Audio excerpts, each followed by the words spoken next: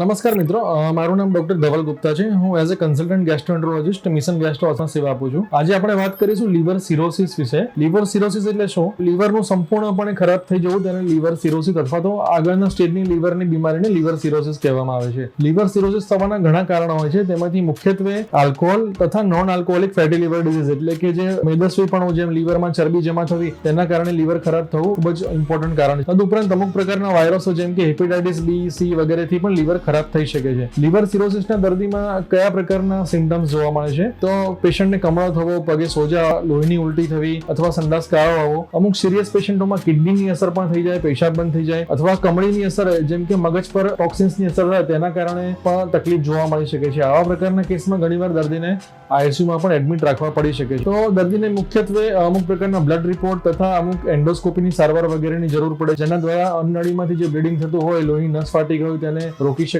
અને અમુક સ્પેસિફિક જે ગેસ્ટ્રોએન્ટરોલોજિસ્ટ દ્વારા આની ટ્રીટમેન્ટ લેવી પડે છે, જેથી ફર્ધર લીવરને વધારે ખરાબ થતું અટકાવી શકાય. જો લીવર ખૂબ જ વધારે ખરાબ થઈ ગયું, જેને ડિકમ્પન્સેટેડ લીવર ડિઝીઝ કહેવામાં આવે છે, તેવા કેસમાં લીવર ટ્રાન્સપ્લાન્ટ વગેરે કરીને પણ દર્દીને બચાવી શકાય છે. તો લીવર સિરોસિસના કેસમાં તેનું કમ્પ્લીટ મેનેજમેન્ટ તમારા ગેસ્ટ્રોએન્ટરોલોજિસ્ટ દ્વારા કરવું જોઈએ.